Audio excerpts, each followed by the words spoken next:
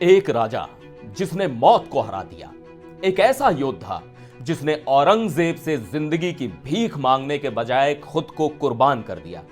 लेकिन क्या आपको पता है कि छत्रपति संभाजी महाराज पर औरंगजेब ने कौन कौन से जुल्म किए थे?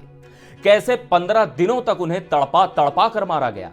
और सबसे बड़ा सवाल, औरंगजेब की मौत कैसे हुई? आज आपको पूरी कहानी सुनाएंगे जो आपके रोंगटे खड़े कर देगी।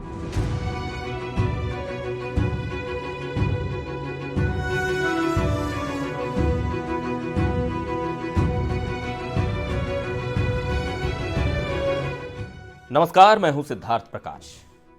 इतिहास में अगर किसी बादशाह ने सबसे ज्यादा जुल्म किए तो वो था औरंगजेब। हिंदुओं पर ही नहीं बल्कि खुद अपने भाइयों और मुस्लिमों पर भी।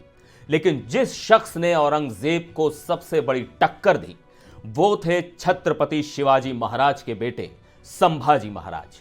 संभाजी महाराज एक जिद्दी लेकिन अद्भुत योद्धा थे।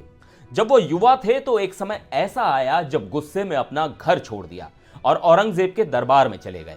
लेकिन यह बस एक छोटी सी गलती थी, क्योंकि जब समय आया तो वही संभाजी महाराज मुगलों के सबसे बड़े दुश्मन बन गए। 1681 में जब शिवाजी महाराज का देहांत हुआ तो औरंगजेब ने सोचा कि अब मराठों को अपने अधीन करना आसान होगा। उसने संभाजी महाराज के सामने प्रस्ताव रखा कि वो मुगलों की अधीनता स्वीकार कर लें, मराठा किला और खजाने सौंप दें और बदले में राज करते रहें। लेकिन संभाजी महाराज ने इसे अपनी गुलामी समझा और खुलेआम औरंगजेब के खिलाफ बगावत का ऐलान कर दिया। यही वो पल था जब औरंगजेब के लिए सबसे बड़ा सिरदर्द पैदा हुआ। संभाजी महाराज ने अगले 27 सालों तक मुगलों को महाराष्ट्र की जमीन पर टिकने नहीं दिया।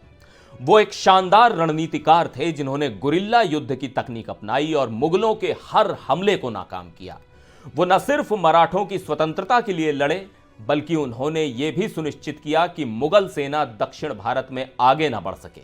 लेकिन आखिरकार 1689 में संभाजी महाराज को धोखे से पकड़ लिया गया। संभाजी महाराज और उनके प्रमुख सलाहकार कवि कलश को मुगलों ने संगमेश्वर के पास पकड़ लिया और यहीं से शुरू हुई इतिहास की सबसे दर्दनाक यातनाओं की कहानी। औरंगजेब ने अपने ही इतिहासकारों से संभाजी महाराज की यातनाओं को दर्ज करवाया। मासिर आलमगिरी नामक ग्रंथ में लिखा गया है कि संभाजी को 4 मील पहले से ही अपमानित किया गया ताकि हिंदुओं का मनोबल टूटे और मुस्लिमों को हिम्मत मिले।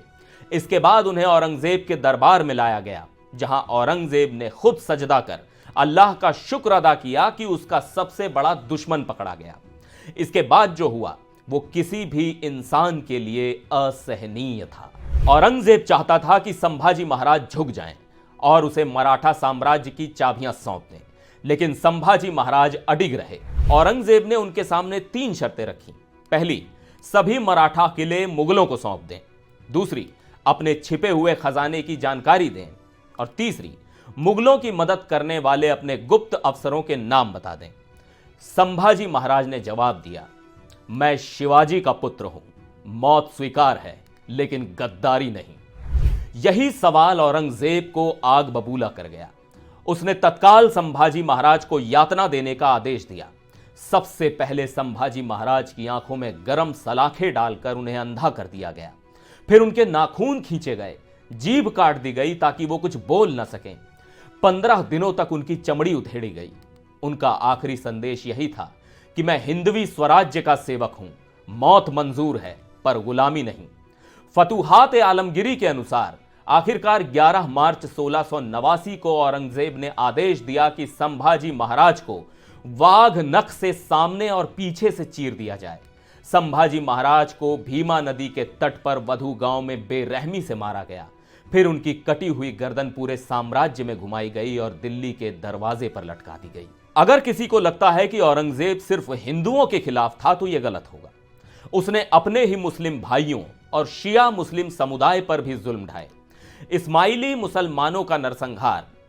औरंगजेब ने इस्माइली समुदाय के धार्मिक नेता कुतुब शाह को मरवा दिया और इस संप्रदाय के लोगों को छुपकर अपने धर्म का पालन करने पर मजबूर कर दिया। खोजा समुदाय का दमन। खोजा मुसलमानों के नेता सैयद शाजी को गिरफ्तार करवाया, लेकिन उन्होंने खुद को जहर खाकर मार लिया। दारा शिकोह का कत्ल। औरंगजेब ने अपने ही भाई जो सूफी विचारधारा का था उसे भी मार डाला और उसका कटा हुआ सिर दिल्ली में सार्वजनिक रूप से प्रदर्शित किया। इतिहासकार भाई संतोख सिंह लिखते हैं कि औरंगजेब की मौत बेहद दर्दनाक थी।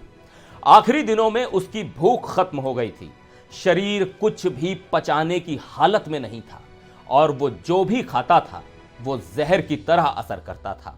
हालत इतनी खराब हो गई कि मलमूत्र भी शरीर से बाहर नहीं निकलता था। उसका डर इतना बढ़ गया था कि रातों को सो नहीं पाता था। उसे हर जगह मौत दिखाई देती थी। उसने अपनी वसीयत में लिखा था कि मैंने जिंदगी में बहुत कुछ गलत किया है, मुझे माफ कर दो। 1618 में जन्मा औरंगजेब 88 साल की उम्र में सड़ सड़ कर मरा।